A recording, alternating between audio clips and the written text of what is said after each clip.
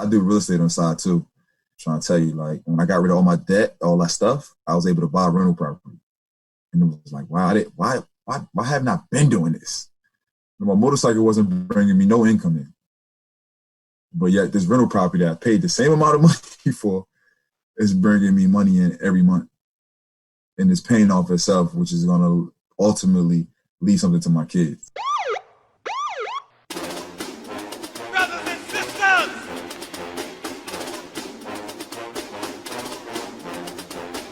Brothers and sisters! I don't know what this world is coming to. You're listening to the Black and Blue Podcast, a discussion and celebration of the roles of African Americans and other minorities in U.S. law enforcement. Your host on the Black and Blue Podcast is Dale Peters, a law enforcement professional with over 20 years experience in the business. Hop on board this Black and Blue train of interviews, current events, and pop culture conversations. So get ready. The Black and Blue Podcast is coming at you right now. All right, ladies and gentlemen, thank you. Welcome back to the interrogation room. My name is Dale. I'm the host of the Black and Blue Podcast. I appreciate you for joining me here today. I got another guest here on the podcast from the East Coast. I love talking to my brothers and sisters in blue from the East Coast. He is in Fairfax County, Virginia. Everybody, please help me welcome in 7-year veteran Taj Beaufort. How you doing, sir? I'm good, man. Thank you for having me. So what's good out there? How you staying safe with the COVID-19 out there? I'm doing my best, man. Staying in the house as much as possible. Right. And so I mentioned that you were a 7-year veteran of Fairfax County. Where's that located for our viewers that don't know, like particularly me out here on the West Coast? Okay, it's about 18 miles out of D.C. Okay. So it's more of the suburban area side. And of course, we have a little town called Tyson's Corner blowing up with all these major corporations coming there. So, D.C. is so saturated with people that the businesses are starting to spill out into Northern Virginia also. Right. Huge. Like how large is that area as far as population? We got 1.2 million residents. Oh, yeah, that ain't small. And we got 400 square miles. Okay. So it's pretty big. Nice. And what's like the demographics of the area that you work in?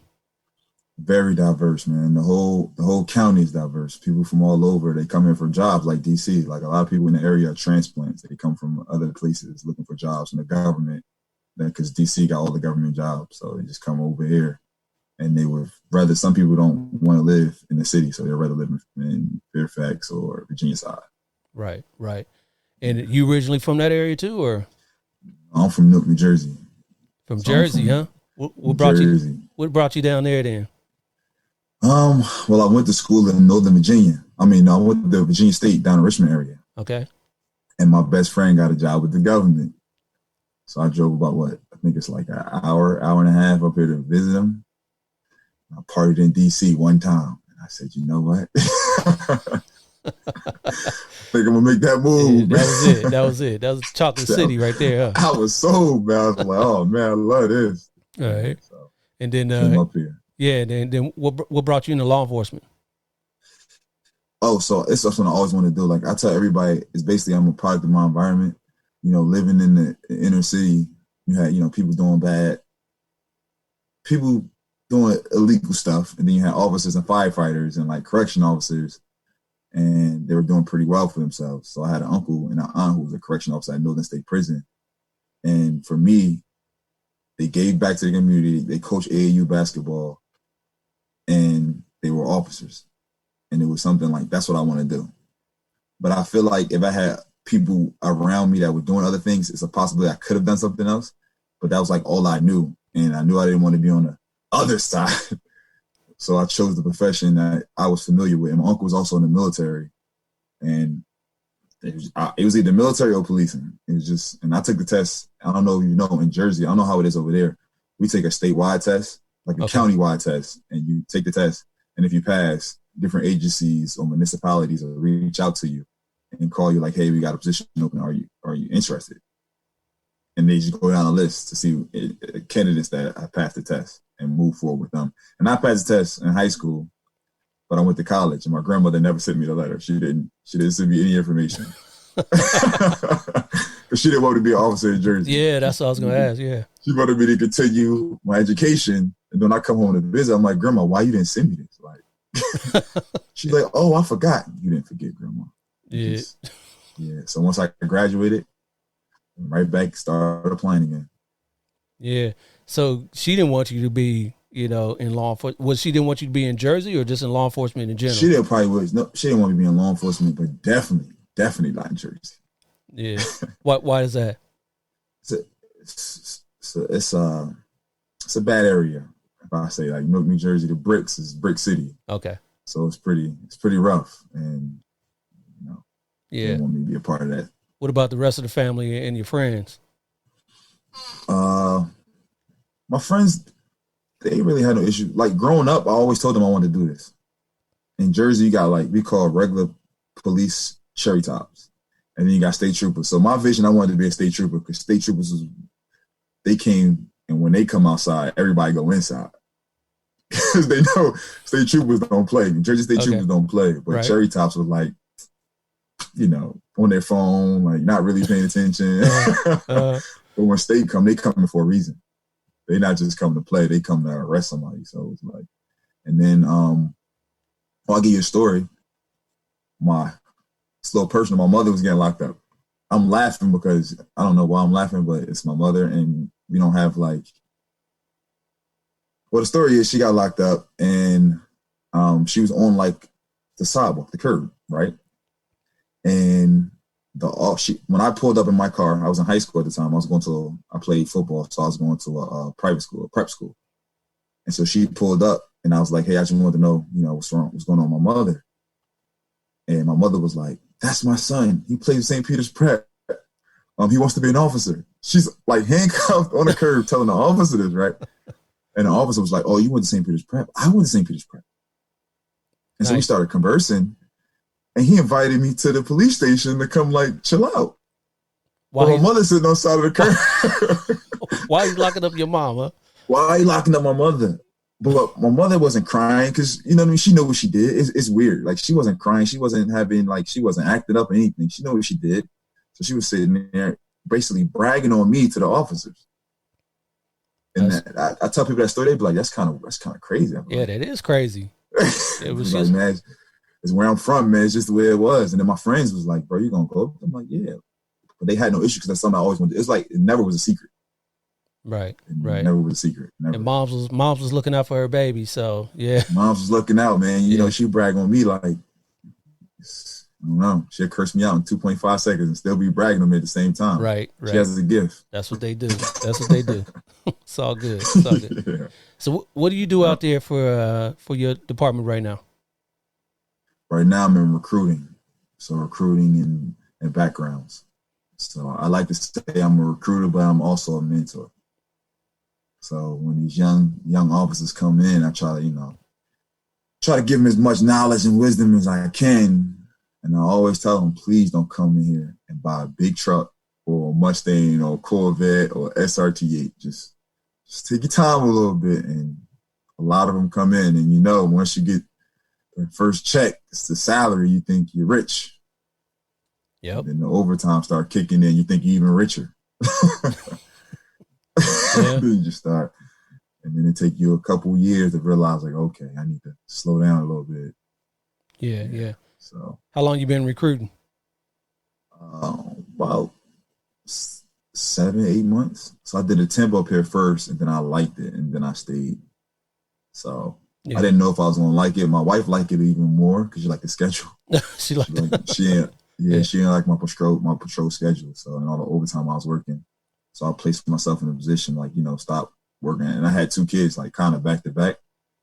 I got a daughter that's 1, 2. I got a son that's 6 months. Okay. Months. Yeah. So I had them back to back. And you guys are hiring right now? I mean, I know a lot of departments are kind of slowing down because of COVID and all that, but it slowed us down a little bit. You got your physical abilities test, so you can't have like 30 people show up or run a test. So you have to stagger them. So we made different we made modifications to a lot of the process, but we're still going through hiring. Definitely. Nice, nice. And then as a recruiter, do you get to, go all around the state, all around the area trying to recruit, or? Yeah, we go to like, different parts of Virginia, Pennsylvania, New York, New Jersey, North Carolina. Not too far. At one point they were going far, and I guess, the powers, the commanders was like, listen, you need to pull it back a little bit. Right. We're going to Atlanta to recruit officers, and Atlanta is doing pretty well. Let's, or we're going to Charlotte, and you want to live in Charlotte because this is very expensive in Northern Virginia. I don't know if you know. Nah. Very expensive in DC. So people think when you live in Virginia, it's cheap, especially coming from up north. They be like, oh, the cost of living is a lot cheaper. Not in Northern Virginia. Maybe like down southern Virginia it is, but not in Northern Virginia. Yeah, you probably wasn't having that much success going to all these other places, though. I mean, you got to be in the immediate area. You're probably pulling people, but when you're going all the way up to all these other places, they probably like, why I want to go all the way down there when I could, do the same thing here, right? Yeah, certain areas though their recruiting is a lot different. Like some areas you got to pay for the academy. So like Pittsburgh and that Pennsylvania area, they got to pay for the academy and then apply for a job. Oh, really? Like we pay to go to the academy. Yeah. I don't know how you guys do it over there. Yeah, we most departments will pay for you to go to the academy. Yeah. But then some places they also have academies, or the same academy, where you can pay your own way. So you got like two sets of recruits going through it at the same time. So like if you go to a department and say, hey, I already got my academy certificate, they can say like, hey, we don't have to wait 6-7 months for him to, to get out. He's ready to go now. So, some people take it that way as an advantage to just go through, but it's kind of tough, because you got to save up your own money. And it's not cheap. You got to pay for the uniforms, for the gun, for the ammo, for the books, all that. So I don't know how people do it. I could just imagine you paying for yourself to go to the academy, and then certain agencies won't take you based off your background. Like how does that work? Right. Yeah. Yeah. I know some people that done that. I know some people that done that, and then they still didn't get hired. But I guess you gotta kind of take the gamble on that, and hopefully somebody will pick you up. I don't know. Taking that. Yeah. That gamble, that's a real gamble right there, because the academy could be a little rough. Yeah, it could be rough and expensive, like I said. So yeah, no doubt.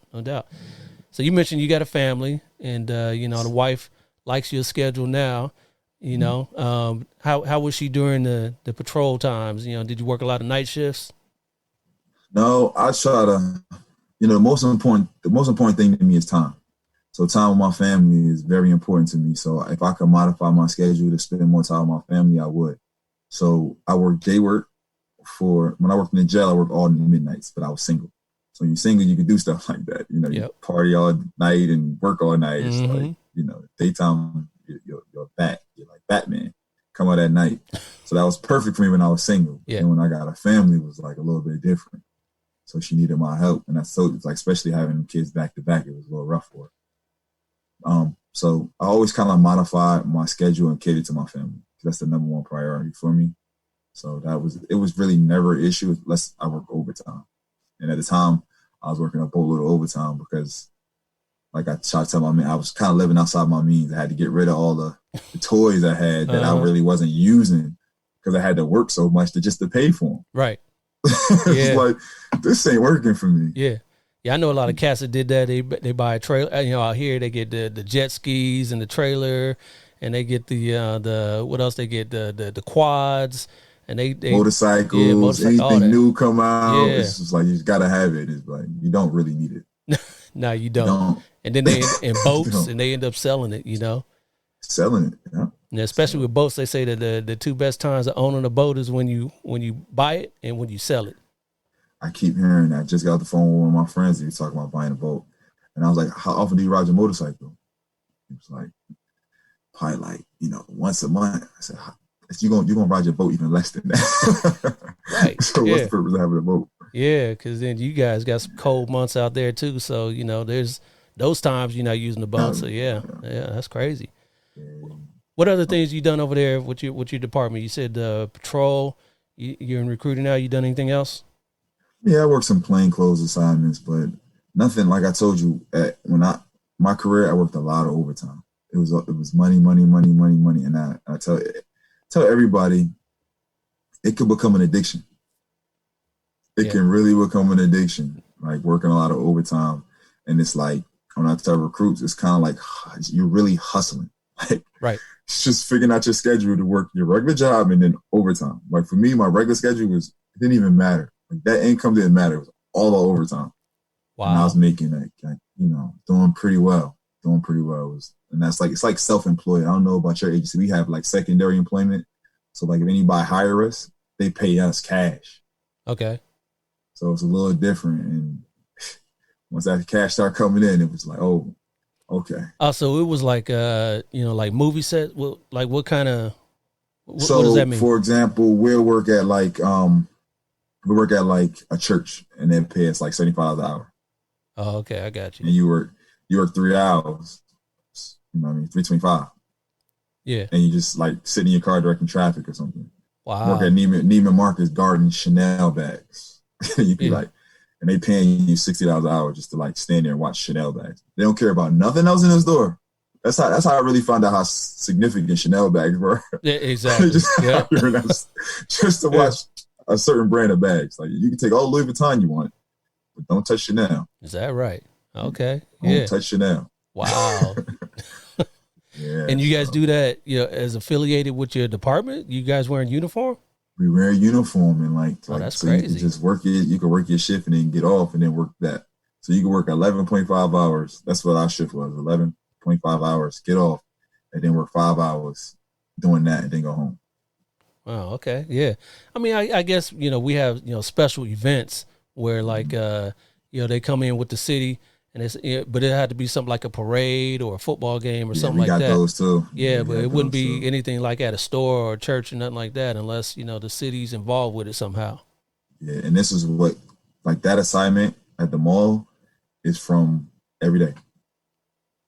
Like every day. Nice. So people just sign up for it. But you kind of backed off of that now, huh? You're not doing so much of that anymore? I don't work none of it, man. I told you, I got rid of some stuff. And then once you get rid of it, it's like a weight lifted off your shoulders. You're like, wow, I didn't really need it. And now I'm good to go. I don't have to go to overtime. Right.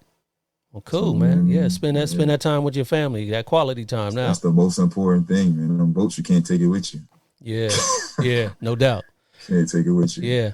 So you mentioned earlier that you kind of mentor these young dudes that are coming in, men and women coming in, kind of mentoring them. Have you had that sort of same mentorship with somebody that kind of took you under their wing when you came up? Of course. When I started, I tell everybody in the academy, I had an instructor. He was from New York, and he's a Q, and his dean was from my area where I'm from. So you know how to yell at you. I don't know how your academy. I was kind of like, yelling at you. Your first day, you're nervous. You got your equipment and stuff. And he's like, "Where you from?" I'm like, "I'm from Newark, New Jersey." He said, "You gonna tell me you ain't never stole a car?" And I was like, "What?" Like, what is this guy talking about, right? And then the next day, I will never forget it. The next day, he said, "Oh, your name Beaufort, huh? Okay. Your mother named Cynthia, your aunt named Audrey, and your aunt named Stephanie." And I was like, whoa, how does he know all this? Right. And later down the road, he told me that basically his dean lived in they all went to school together. So he went and got my history and came and told me, but he gave me some valuable lessons about, and I tell these kids I mentor about social media. You have coworkers and you have friends. Just make sure you know the difference. Don't allow everybody to follow you on social media. And I live by that, because everybody doesn't understand something that you might do in your culture. It could be looked at and frowned upon. They'd be like, "Yo, why are you doing this?" But you don't want people to feel too comfortable, because you might be exposing too much of yourself on your social media to your coworkers, and it just might, it might be a conflict. And I've seen incidents where, people might call out sick, and then a coworker be like, "Call out sick? I just saw him on a river." And you'd be like, "Why would you say so?" You know what I mean? You just can't mix it, man. I learned that, and he helped me get a house too. So that was one, and I got another one now in my department now. He looks out. So he looks out for me. So it's real big. Nice. They're needed and appreciated in our profession. Yeah, and Definitely. and you passing that along, you're doing the same thing. I'm trying my best, man. I'm trying to tell these young cats, stop blowing your money. Because I do real estate on the side too. I'm trying to tell you, like, when I got rid of all my debt, all that stuff, I was able to buy rental property. And it was like, wow, why haven't I been doing this? My motorcycle wasn't bringing me no income in. But yet this rental property that I paid the same amount of money for Right. is bringing me money in every month. And it's paying off itself, which is going to ultimately leave something to my kids. Exactly. So when I try to explain that to them earlier so they can get a head start, like I had a crazy wedding, had all my toys, I was blowing, traveling, boards all over the place. And then when I really sat back and had these kids and ran my numbers, like, something ain't right. Because the kids changed my whole perspective on life. They'll do that. Yeah, so I'm trying to tell them, while you're young, put 15% away. You're not using it right. Don't blow it. Just put it away. Yeah. You can put as much as you possibly can if it's just you. Why? Yeah, so. Yeah, that's good advice. I try to drop those jewels for them. Yeah, I try to, man. But some of them listen. Some of them listen later. But as long as they listen, at some point in their life, I think I did my job. Right. Yeah. No doubt. So, nowadays, right now, we got a lot of crazy, things going on in our world with the BLM and all that. And you are African-American officer. How has that affected you, being a African-American officer and what you've seen in the world right now on social media, on the news and all that? How's it affected you? Do you got people coming up to you and shouting you down, or they giving you props, or what's going on out there? Like I said, I'm in the office now, so I'm really not on the street as much as I used to. But they didn't pull you out like during the protests and nothing like that? Mm-hmm. Okay. We have CDU, and it's more like a voluntary position. I never volunteered for CDU because, to me, CDU, they were always used for minorities. Like, I never seen CDU used for anything. What is else. that? What is CDU? What is that? It's crisis disturbance unit. Okay. So they come out, when you have a protest, to make sure everything is, good to go. Nobody gets hurt or anything. And I just never signed up for it. I just never was like, you watch the movies as a kid, you like, man, they hitting people with batons and stuff. I just never felt, if I didn't have to do it, I didn't do it. Even though my coworkers like, it's a lot of overtime, I was like, no, I'd rather not do it. I'd rather just, maintain my normal patrol schedule if they need me on patrol. But if you need me, I'll be there. But if I have an option, no. Yeah. Not. So it really impacted me as far as like my friends and family, Right. Because, I spoke at churches. I try to do things outside of work. And then something like this happened. It's like everything you just did went down the drain. Because no matter what you did, they just seen that video that everybody else saw. Yeah, exactly. Yeah. So no matter how many churches you speak to and you tell them like, hey, we're trying. Then they see the video, it's like, oh, you're really not trying. Even though Minnesota is so many miles away from you. And I think that's around the world, man. That set us back. For a lot of people that's trying to make an impact on their communities, it set them back tremendously. Yeah, I mean, that's what's tough because, they saw that just like you said, and they lump us all in that whole thing. But on the flip side of that, the community doesn't want us to lump everybody all in the one same basket either. So, you got to take your own advice for that, But I think I think the incident is going to change policing forever. It is. That incident, because there's no there's no gray area. You got certain shootings, you'd be like, every officer might have reacted to that a little different. This one right here was just no due regard for life. Right. And I've spoken to several people and spoken to churches and spoken to my even commanders. And I told them it was no due regard for life. And do I think race played a factor? And I stand by it. I do. And like I said, it's going to change. And I think officers are going to change too, because they've seen it also. It's like everybody's seen it. It's like, how officers think. They think like officers. Okay, what was the initial call? Right. Yeah. Yep. You know what I mean? Did they say he had a gun? Did they say this? No, it doesn't matter. He No, ain't handcuffed. You not in that can't. case. Yeah. You cannot justify it. You can't do nothing. It was just messed up. Yeah. That was bad all the way around. All the way around. All Yeah. the way around. So, yeah. All right. What about your department? Is it pretty diverse? It's pretty diverse. It's pretty diverse. Very diverse. And that's the good thing. Like on my squad, I think we had a good split between like Asians, African Americans, Caucasians, females. And I love that about my squad because certain calls, somebody else might do a better job at. Like every officer can take care of a call, but certain domestics, you're like, listen, I think, maybe you might, what do you think about, assist me, just in case. Right. You know what I mean? Right. So I think having that option is great. That's why the diversity is so beneficial to policing. Definitely, no doubt on that. What about promotional opportunities, and what about your command staff? You see a lot of minorities in your command staff. You see some. You see some. My department is pretty diverse. Yeah, you see, but everybody doesn't want to be a commander. Some people get stuck in their specialties like SWAT and they don't want to leave that, huh? Or robbery or things like that. So, but you do see diversity in command staff. Not as much as I would like, but we're getting there. Yeah. We're getting there. Yeah. Are you guys doing any special minority recruiting as a recruiter?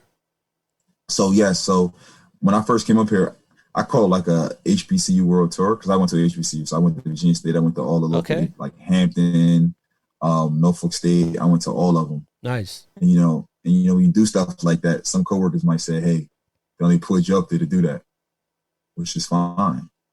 If I can be the gateway to get people here, I'm all for that. You know what I mean? So that was awesome. They backed me. Like I can honestly say my department backs me on certain ideas I have and certain things I want to do. Like some people say their agency, like they can go up, they send an email to chain and never gets up. My emails get up to the chain of command and they actually listen to me like, okay, you know what? I can see that. That's fine. Mm-hmm. And that's one thing I love about my agency. Nice. They listen to you, at least take your input into consideration. Yes. And maybe because I keep knocking at the door, but sometimes you gotta do that. I learned that. Like if you I learned that in patrol. If you got somebody broke in your car and you investigate it, but the victim the victim doesn't care. You got 1,000 other calls, but the victim keeps calling. You're gonna open that. You're gonna keep investigating that case because he keeps calling you. So I tell all my friends, like, you got to keep calling. If not, people have lives also. The people are just not going around just your life. They have a life of their own. Exactly. So, yeah. So after recruiting, where do you see yourself? What else do you want to do over there? I don't know, man. Like I keep. Sometimes I want to get promoted.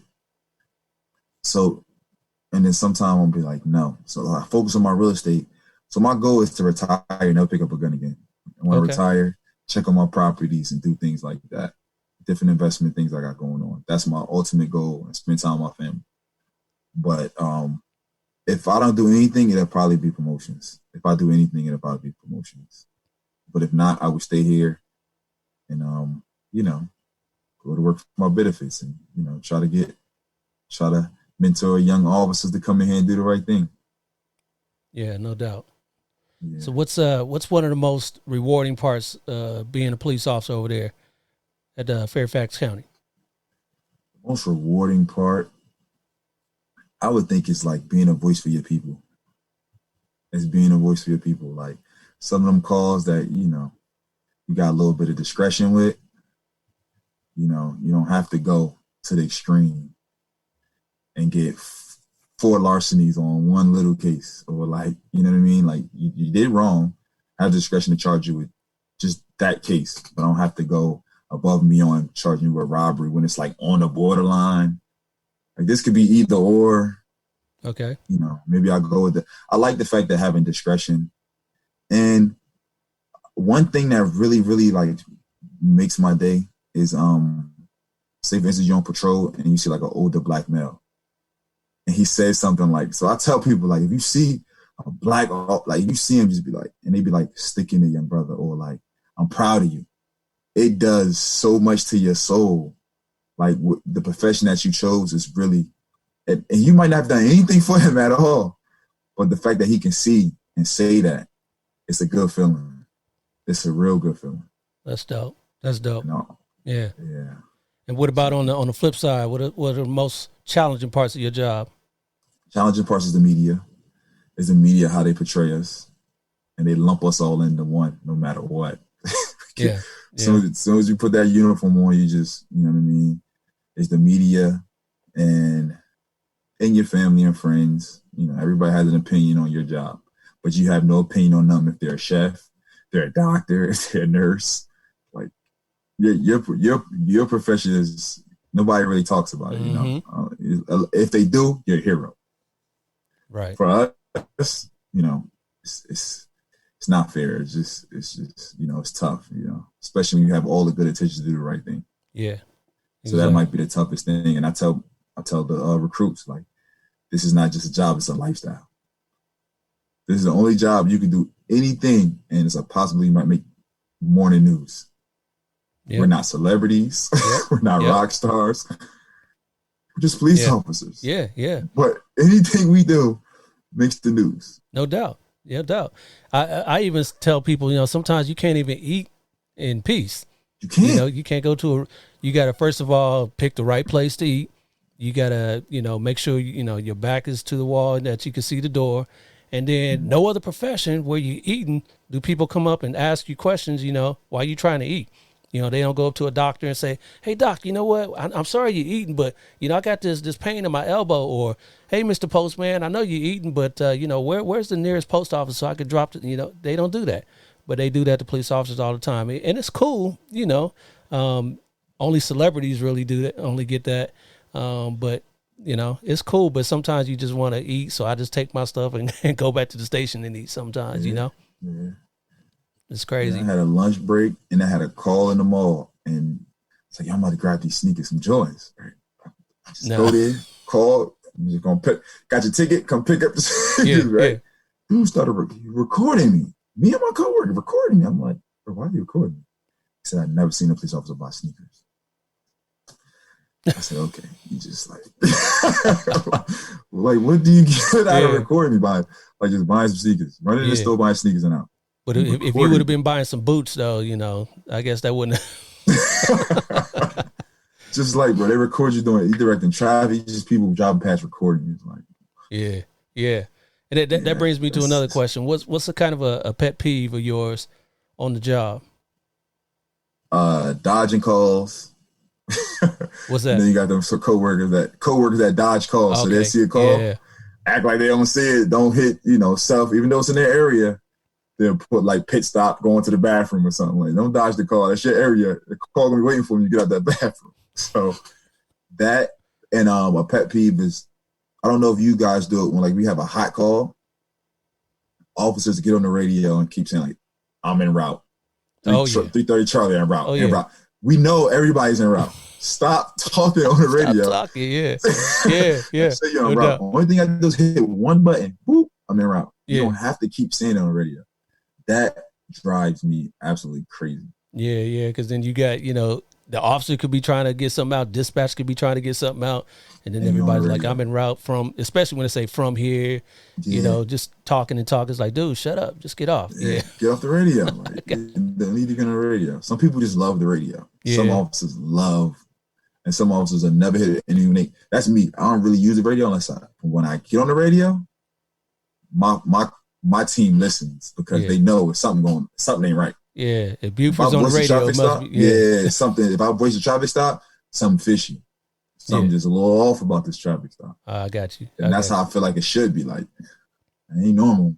Something might be wrong. I'm not going to mark en route. I'm just going to ease my way over there just to make sure everything goes smooth. Right. And that's one thing I miss not being on patrol. I miss that, you know what I mean? Like working with somebody so often, knowing when you go like this, that might mean, you know, like knowing indicators that something just ain't right. Like we could have a whole conversation and nobody say nothing to each other. Yeah. That's from working with somebody. You guys work 2-man cars, or you guys working one? Okay, yeah, like us One out here. man Yeah. car, yeah, we were 1-man car. Yeah, but no 2-man. we back each other all the time. You hear they on the T stop. You start rolling that way, just like you said, and yeah, definitely Good, yeah. So I like that a lot. That's what I really, really miss. All right, cool. What about any call or investigation you've been on that kind of sticks out in your mind? Something that you helped out with? You helped somebody? Maybe something funny that you couldn't believe happened. Can you tell us a story without mentioning any names, but that may have happened to you over the years? Yeah. I had you said it was maybe funny. Either funny or it could be heartbreaking, or something that was rewarding that you helped a family out or a victim out, or anything that sticks out to you. So I remember one call where it was a traffic stop, and it was a good traffic stop. And I guess the boyfriend pulled up to check on his girlfriend. I believe her license was suspended. And he didn't know how to approach the officer. So he parked in front of the car that was pulled over. So he got out, and people just don't know. They really don't know. So he gets out of the car, he's like, "Hey, I just want to know what's going on." And the officer was like, you got some officers that just don't know how to talk to people. And he was just like, "Yo, just get in your car." Like, start yelling at him, Right. So I get to see him, and then my coworker is like, "Hey, I think I smell weed on the guy." I was like, "Oh, did you pull him over?" Like, "No, but I think I smell weed." I go over there and see if you smell something. Like, here we go. I start go over there, right? "Sir, I don't smell nothing." I was like, "I don't smell nothing." He's like, "Well, just go over there and talk to him." I'm like, "Listen, it's not my case. I'm not holding this guy. I'm not detaining him. I don't have anything. He can leave at his own whenever he wants to. Just go over there and talk to him." So I'm over there talking to him. And I basically told him, like, "Listen, I'm not detaining. Nobody's detaining you. If you want to leave, you can leave." But in his head, he think he's detained. Okay. Because he doesn't know. And so when I told him, he's looking at me like, "Really?" I'm like, "Yeah, like, bro. Yeah, you can go. You're good to go." Yeah. He asked me again, "Really?" like, I wanted to say, "Bro, you don't get out of here. You just, yeah. It was nothing there." I call it fishing. When you're fishing for stuff, you might get, like, it's nothing there. Stop fishing. If it's right in front of you, okay, go. But if you're fishing, like, you're just trying to, because of the way they might look or the way you might assume, you're getting the trick bag. And you're not putting me in no trick bag. Right. Because we don't have no PC to hold you, detain you, no reason of suspicion, nothing. You just here trying to figure out what's going on with your girlfriend. I completely understand. So I said that in front of my coworker, like, "Hey, I'm not detaining him. So, and you keep asking me to do stuff with him. I'm not backing you. I'm backing you for your traffic stop. Okay, yeah. Making sure nothing goes wrong." Nice. Yeah, so I told him that, and he really just left, man. And that really is like, that's why I say you're police for the people also. Like, you got to understand, like, some things they just don't know. Yeah, that kind of goes back to what everyone's talking about nowadays. Good officers and bad officers, and good officers, calling out the bad officers, and that kind of sounds like what you did. Not to say that partner was a bad officer, but things that weren't kosher, you weren't with, and you corrected him, and you let the other person know that there's no PC here. You can leave if you want. You can leave. Yeah. So yeah, that's everything good to hear. is looked at. Every officer looks at a different situation different. And that's just the way it is, because we're all human. I know the media want to act like we're robots. We not, yeah. We not. We all look at situations and individuals different. So, it's good to have, like we talked about earlier, have diversity on your squad, in your department, because we all analyze everything different. Yep. That's good. Good stuff, man. Well, man, I appreciate you coming on and, spouting some knowledge for us of what's going on out there in Fairfax County, Virginia. I'm going to have to get out there one of these days and check it out. Before I let you go, though, you're not leaving yet without a little trivia here. So I got this game I like to play. So let me set these things up here for you real quick. All right, this game I like to call is called Listen to my heart go bad, boot up. So this game I like to call is called Booed Up. Booed Up. Yeah. What I'm gonna do is I'm gonna give you some names of a couple, and you just tell me, are they a real couple or are they a fake couple? So like I'll give you a example here. If I were to say Barack and Michelle, you would say true booze, right? True booze. True booze. However, if I were to say Homer and Marge, you say fake booze because they're not real. You know, they just for TV. All right. So true booze or fake booze. All right. Easy enough. Got that? All right. So here's your first one. I'm just gonna give you first names because if I give you, the last names, that'll be easy. Like if I were to say Barack and Michelle Obama, you would know that. So these are just gonna be first names. All right. Here's your first one. Dominic and Letty. Dominic and Letty. Dominic and Letty. Take a stab at it. True booze. Oh, they're fake booze because they are Dominic Toretto and Letty Ortiz from the Fast and the Furious. Oh, okay. Yeah. Okay, so fake. So if it's from a movie, it's fake booze. Well, I mean, yeah, if it's from a movie or just people hanging out, they're not together in real life. Let's just say that. Gotcha. People that are not right. together in real life, all right? All right. So your next one, you should get this one. Will and Jada. Real booze. They true booze. Yeah, exactly. True Will booze. Smith and Jada All right. Pinkett Smith. All right, so you got that. Mm-hmm. Here's your next one. Sarah and Matthew. Sarah and Matthew McConaughey. I'm gonna say true booze. They are true booze. Sarah Jessica Parker and Matthew Broderick. Yeah, you got it right. You got that one right though. Yeah, they are married. They've been married for a long time. All right. Here's your next one. Sandy and Danny. Sandy and Danny. Fake booze. They are fake. See, no, that's right. Yeah, you're right. You're right. Oh, come on. Right. You're right. Sandy Olsen and Danny Zuko from Grease. I don't know if you ever seen that movie. My wife loves this movie. So. Never seen that one. That's before my time. Yeah. I mean, I'll say it before my time too. All right. Reruns. All right. Here go the next one. Quincy and Monica.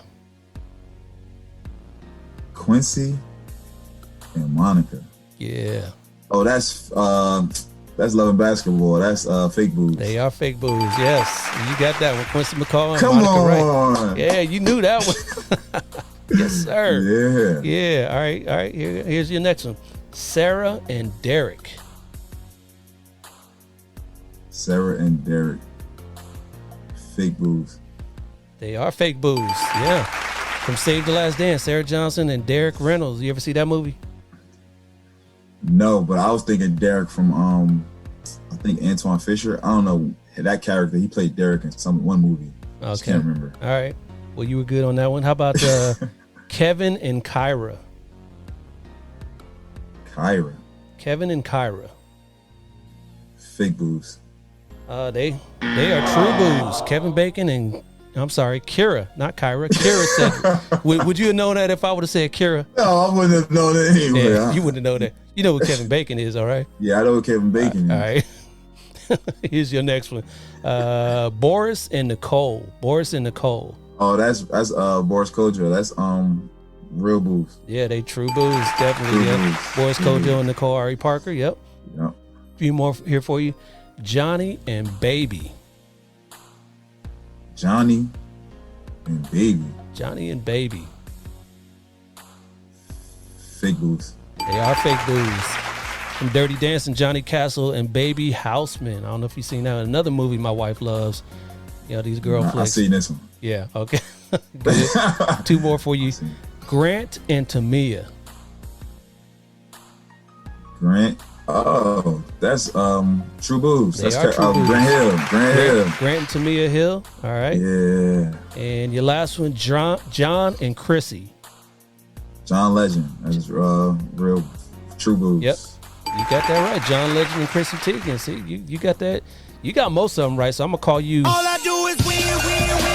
the winner.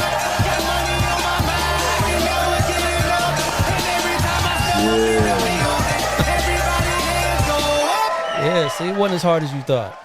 You got most of them. All right, let's stop this. All right, cool. So we back, man. All right. So you got through that. I appreciate that, bro.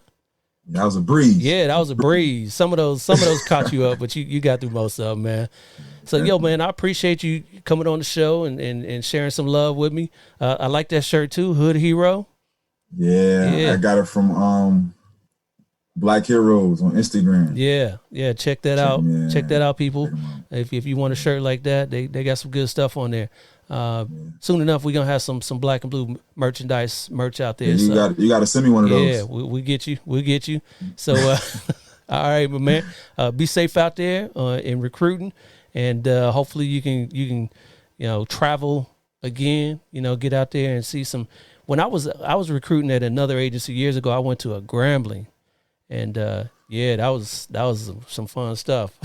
I like that. Yeah, I wanted to go back. I'll tell you some stories. Anyway. All right, man. I appreciate you again, man. You be safe, all right? You too, man. Right. Stay blessed. All right, ladies and gentlemen, that's it for this episode of the Black and Blue Podcast. I want to thank my guest today, Detective Taj Beaufort of the Fairfax County, Virginia Police Department, for joining me on this episode. I appreciate you, man. Be safe out there in Virginia and DC area, and hopefully I'll see you soon. If you guys out there enjoyed this episode as well, make sure you like and subscribe to the podcast on our YouTube channel or whatever podcast platform you're hearing my voice today.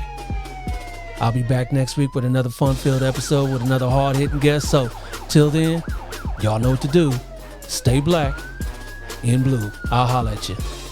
Peace.